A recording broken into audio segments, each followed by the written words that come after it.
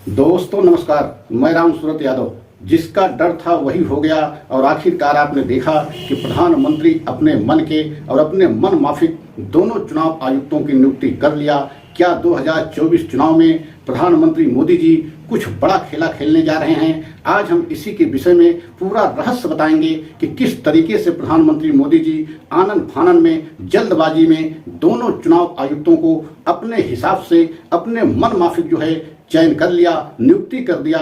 और आपने देखा है कि किस तरीके से तीसरे जो सदस्य अधीर रंजन चौधरी थे, मतलब विपक्ष के नेता, उन्होंने पूरी तरीके से असहमति जताते हुए पूरी प्रक्रिया पर सवाल उठाया कि यह एक तरीके से प्रधानमंत्री मोदी जी अपने हिसाब से दोनों चुनाव आयुक्तों की नियुक्ति किए हैं, इसमें हमारी कोई सहमति नहीं ली गई, न ही हमें पहले से कोई लिस्ट दी गई। तो आज हम पूरा आपको सच बताने जा रहा हूं कि पूरा किस तरीके से ये खेल हुआ। और प्रधानमंत्री मोदी ही नहीं, बीजेपी पहले से ही ऐसा क्यों 400+ का नारा दे रही है, इसके पीछे का रहस्य क्या है? क्यों बीजेपी पहले ही पूरे देश की जनता में ये माहौल बनाने की कोशिश करती है कि हम 400+ जो है सीटें जीतने जा रहे हैं, जबकि यह तो अधिकार जनता का है। अगर जनता वोट देगी तभी बीजेपी 400+ जीतेगी, नहीं तो 400+ कैसे हो सकता है? लेकिन बीजेपी की तरफ से ये पहले ही माहौल बनाया जा रहा है। और आज आपको बहुत बड़ा सच बताने जा रहा हूं कि आपको मालूम होगा कि अभी 4 दिन पहले अचानक अरुण कुमार गोयल, जो एक तरीके से मुख्य चुनाव आयुक्त थे,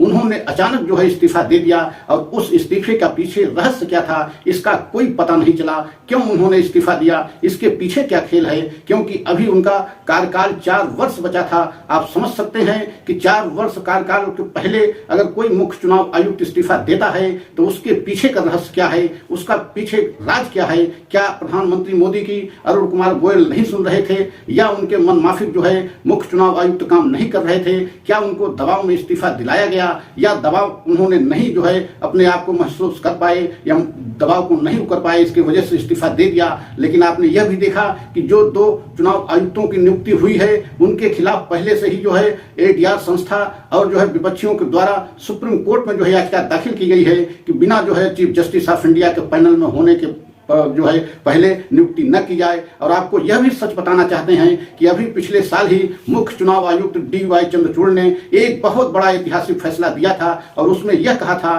कि किसी भी चुनाव आयुक्त की नियुक्ति तभी होगी जब प्रधानमंत्री होंगे, विपक्ष के नेता होंगे, और उसमें जो है चीफ जस्टिस ऑफ इंडिया होंगे। लेकिन आपने देखा है कि किस तरीके से कानून ला करके, कानून में एक तरीके से बना करके चीफ जस्टिस ऑफ इंडिया को उस पैनल से हटा दिया गया। मतलब अब जो है केवल प्रधानमंत्री रहेंगे और एक कैबिनेट स्तर के मंत्री रहेंगे और तीसरे विपक्ष के नेता रहेंगे। तो मतलब विपक्ष के तीसरे नेता की कोई भूमिका नहीं है, क्योंकि आपने कल देखा है कि कानून मंत्री थे और प्रधानमंत्री मोदी थे, तो मतलब दोनों लोग का बहुमत था। और विपक्ष के जो अधीर रंजन चौधरी नेता थे, उन्होंने पूरी तरीके से पूरी जो है प्रक्रिया पर सवाल उठाया। और आप समझ सकते हैं कि अब दोनों जो मुख्य चुनाव आयुक्त या चुनाव आयुक्त बनाए गए हैं, इनको लेकर के बहुत सारे सवाल उठाए जा रहे हैं। और जब इस पर रोक की प्रक्रिया से संबंधित याचिका सुप्रीम कोर्ट में पहले से दाखिल थी, तो आनन फानन में ऐसा कदम क्यों उठाया गया? और आपने यह भी देखा कि इससे पहले भी एक ही चुनाव आयुक्त कई चुनावों को कराया भी है। तो जरूरी नहीं था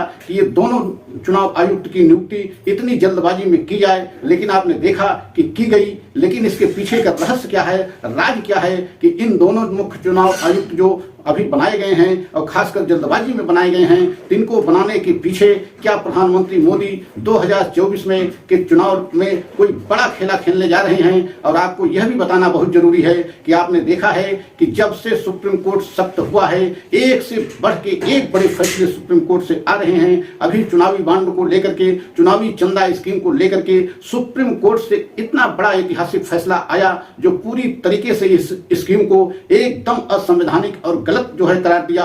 और उसको लेकर के जो फैसला पूरी तरीके से बीजेपी के खिलाफ गया, बीजेपी बैकफुट पे चली गई। और अब तो पूरा चुनावी चंदा का पूरा घोटाला पूरे देश के सामने आने वाला है, क्योंकि ऐसा लग रहा है कि आने वाले समय में जब चुनावी चंदा की पूरी लिस्ट पूरे देश के सामने आएगा, तब उसमें एक तरीके से बहुत बड़ा जो है देश में तूफान आ सकता है। क्योंकि ये आरोप लगाया जा रहा था कि जितना जो है इस समय पूरे देश में चंदा दिया गया है, उसमें सबसे ज्यादा जो है 98% जो है बीजेपी को दिया गया है। तो आप समझ सकते हैं कि यह भी लिस्ट आने वाली है, अब बहुत जल्द यह लिस्ट आएगी। तो आप कल्पना कीजिए कि किस तरीके से बीजेपी इतनी जल्दी 10 वर्ष में देश की सबसे अमीर पार्टी बन गई और देश में इस समय बीजेपी से बड़ी पैसे वाले पार्टी कोई है ही नहीं है, तो आप कल्पना कीजिए कि अब बहुत जल्द चुनाव आयोग ने अपने वेबसाइट पर पूरी लिस्ट को डाल भी दिया है और उस पर भी सुनवाई होनी है। तो आप समझ सकते हैं कि बहुत जल्द जो है पूरे देश के सामने एक और सच आएगा।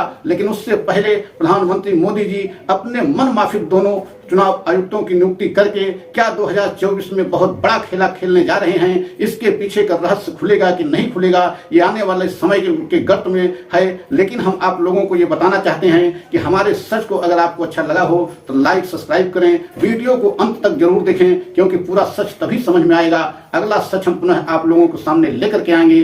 तब तक के लिए जय हिंद, जय भारत।